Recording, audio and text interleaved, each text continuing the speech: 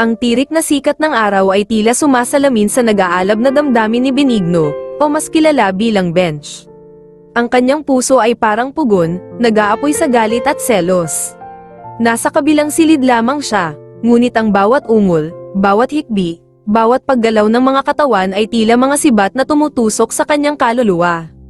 Si Irish, ang kanyang maganda at nakakaakit na asawa, ay nasa bisig ng ibang lalaki. Isang lalaki na pinambayad niya sa kanyang mga utang. Ang kanyang katawan, isang templo na minsan niyang sinamba, ay ngayon ay ginagamit upang bayaran ang kanyang mga kasalanan. Ang silid ay tila isang tanghalan ng pagdurusa. Ang mga kurtina, na minsan ay nagtatago sa kanilang mga pribadong sandali, ay ngayon ay saksi sa isang trahedya. Ang kama, na minsan ay pinagsaluhan nila sa pagmamahal, ay ngayon ay pinaglalabanan ng mga katawan sa isang mapusok na sayaw ng pagsuko at pagkatalo. Bawat daing ni Irish ay isang suntok sa puso ni Bench. Parang sirang plaka na paulit-ulit na tumutugtog sa kanyang isipan. Ang kanyang mga mata ay tila mga uling, puno ng puot at pagsisisi. Ang kanyang mga kamay ay nakakuyom, ang mga kuko ay halos tumutusok sa kanyang palad.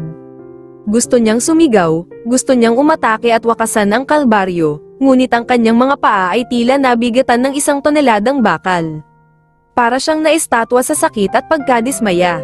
Ang mga tunog mula sa kabilang silid ay nagiging mas malakas, mas mapusok. Ang mga ungol ay nagiging mga sigaw, ang mga hikbi ay nagiging mga daing. Ang katawan ni Irish ay parang alon, sumasayaw sa ritmo ng pagnanasa, isang pagnanasa na hindi niya kayang kontrolin. Ang kanyang mga kamay ay parang mga sanga ng puno, nagwawala sa hangin, hinahanap ang anumang makapanghawakan. Si Bench ay nakaupo sa kanyang upuan, ang kanyang likod ay nakayuko, ang kanyang ulo ay nakasubsob sa kanyang mga tuhod. Ang kanyang mga balikat ay nanginginig, ang kanyang buong katawan ay nanginginig sa galit at pagsisisi. Ang kanyang mga alaala ay parang mga multo, naglalakbay sa kanyang isipan. Mga alaala ng kanilang pagmamahalan, ng kanilang mga pangarap, mga alaalang ngayon ay tila mga anino na lamang. Ang mga tunog mula sa kabilang silid ay humina.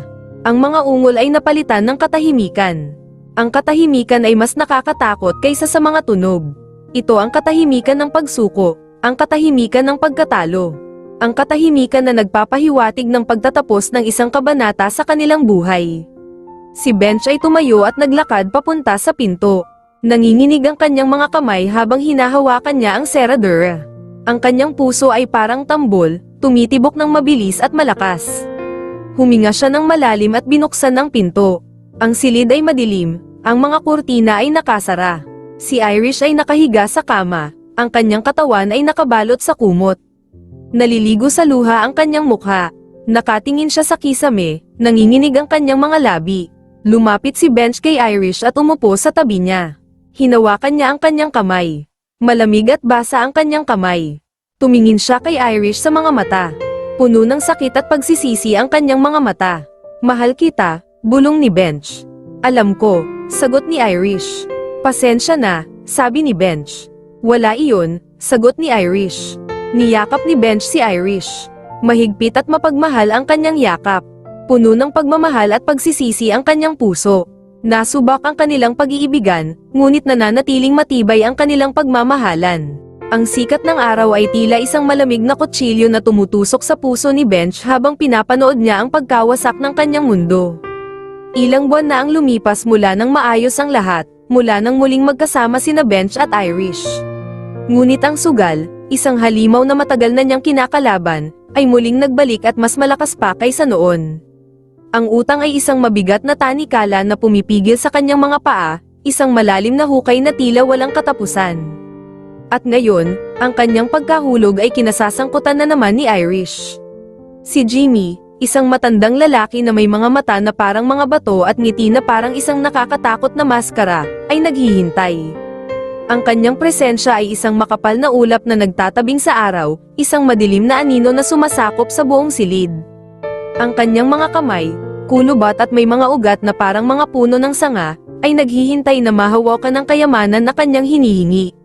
Si Irish, ang kanyang asawa, ang kanyang mahal, ay nakatayo sa harap ni Jimmy. Ang kanyang katawan ay parang isang manipis na dahon na nalalantas sa ilalim ng matinding init. Ang kanyang mga mata ay puno ng takot at pagkadismaya, ngunit ang kanyang mga balikat ay nakataas, isang tanda ng pagsuko.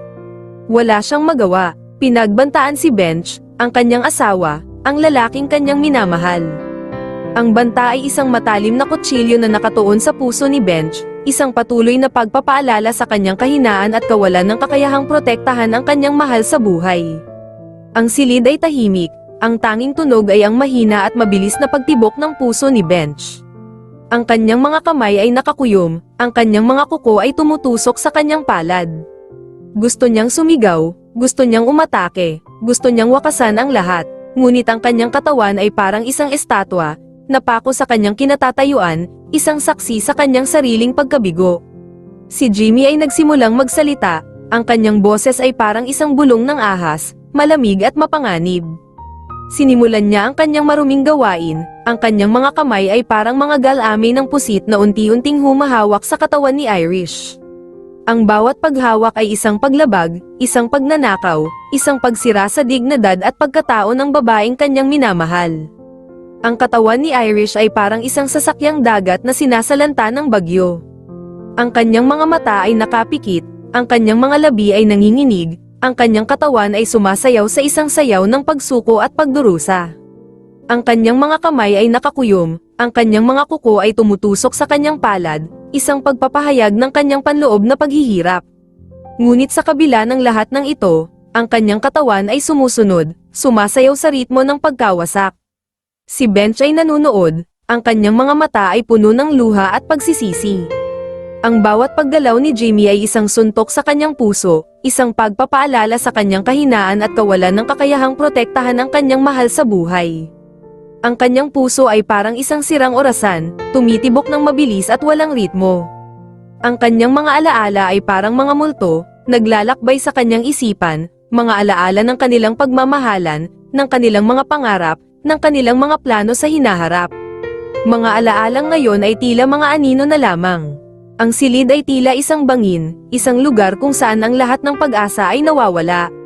Ang hangin ay mabigat, ang katahimikan ay nakakabingi. Ang tanging tunog ay ang mga ungol ni Irish, ang mga ungol ng isang babaeng nawawalan ng pag-asa, ng isang babaeng pinipilit na sumuko sa kanyang kapalaran. Ang mga minuto ay nagiging oras, ang mga oras ay nagiging araw.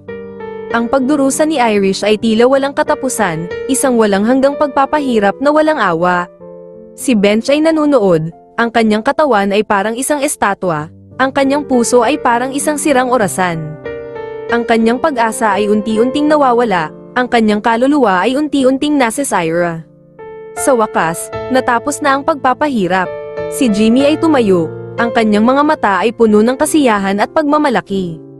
Ang kanyang mga kamay ay malinis na, ang kanyang mga kamay ay walang bakas ng kanyang maruming gawain.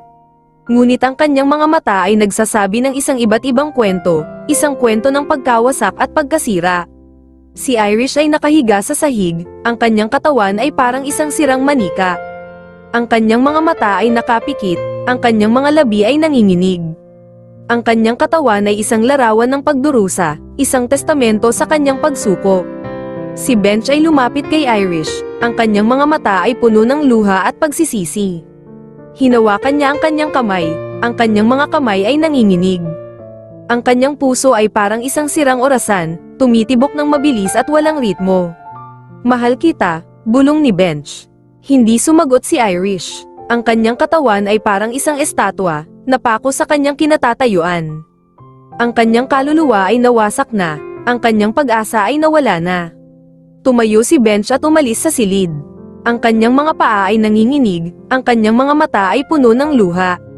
Ang kanyang puso ay parang isang sirang orasan, tumitibok ng mabilis at walang ritmo.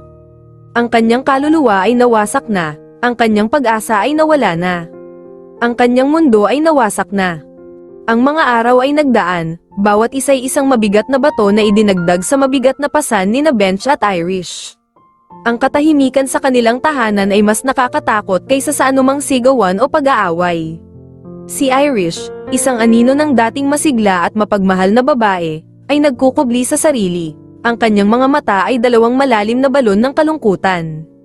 Si Bench, naman, ay tila isang multo, lumulutang sa kanilang tahanan, Ang kanyang mga mata ay puno ng walang hanggang pagsisisi.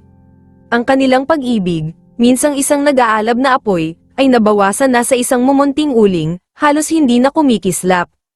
Isang gabi, habang ang buwan ay naglalabas ng malamig na liwanag sa kanilang silid, si Bench ay nagising sa isang malamig na pawis. Isang panaginip, o marahil ay isang alaala, ang nag-iwan sa kanya ng isang kakaibang pakiramdam ng takot. Nakita niya si Irish sa kanyang panaginip, ngunit hindi ang Irish na kanyang kilala. Isang Irish na may mga mata na parang bituin, isang Irish na may ngiti na parang buwan, isang Irish na puno ng buhay at pag-asa. Isang Irish na hindi na niya makikita. Tumayo siya at lumapit sa bintana. Ang hangin ay malamig, ang buwan ay madilim. Ang mga puno sa labas ay parang mga anino na sumasayaw sa hangin. Ang kanilang mga sanga ay parang mga kamay na umaabot sa kanya, hinihila siya sa dilim. Isang pakiramdam ng pagkawala ang bumalat sa kanya, isang pakiramdam na hindi niya maintindihan. Naisip niya si Irish, ang kanyang asawa, ang babaeng kanyang minamahal. Ang babaeng kanyang sinaktan, ang babaeng kanyang pinabayaan. Ang babaeng kanyang nawala, ang kanyang puso ay parang isang sirang orasan, tumitibok ng mabilis at walang ritmo. Ang kanyang mga mata ay puno ng luha, ang kanyang mga kamay ay nanginginig. Bumaba siya sa hagdan at lumapit sa silid ni Irish. Maingat niyang binuksan ang pinto at sumilip sa loob. Si Irish ay nakahiga sa kanyang kama, ang kanyang katawan ay nakabalot sa kumot. Ang kanyang mukha ay mapatla, ang kanyang mga mata ay nakapikit. Mukhang mahimbing ang kanyang tulog. Lumapit si Bench at umupo sa tabi ng kama. Hinawakan niya ang kamay ni Irish. Malamig at basa ang kanyang kamay. Tumingin siya kay Irish sa mga mata. Puno ng sakit at pagsisisi ang kanyang mga mata. "Mahal kita," bulong ni Bench. Hindi sumagot si Irish. Ang kanyang katawan ay parang isang estatwa, napako sa kanyang kinatatayuan. Ang kanyang kaluluwa ay nawasak na, ang kanyang pag-asa ay nawala na. Umalis si Bench sa silid, ang kanyang puso ay puno ng sakit at pagsisisi. Ang kanyang mga paa ay nanginginig, ang kanyang mga mata ay puno ng luha. Ang kanyang kaluluwa ay nawasak na, ang kanyang pag-asa ay nawala na. Ang kanyang mundo ay naliligo sa dilim. Kinaumagahan, natagpuan si Irish na wala na sa kanilang tahanan. Wala siyang iniwang sulat, walang palem. Wala na siyang bakas. Si Bench ay naghanap, ngunit wala siyang nakita. Ang tanging natitira sa kanya ay ang malamig at walang laman na silid, ang alaala ng kanilang pag-ibig, at ang walang hanggang pagsisisi sa kanyang puso. Ang mga taon ay nagdaan. Si Bench ay nanatili sa kanilang tahanan, nag-iisa at malungkot. Ang kanyang buhay ay isang walang katapusang paghahanap kay Irish, isang paghahanap na walang katapusan. Ang kanyang puso ay nanatiling puno ng sakit at pagsisisi, ang kanyang kaluluwa ay nanatiling naliligo sa dilim.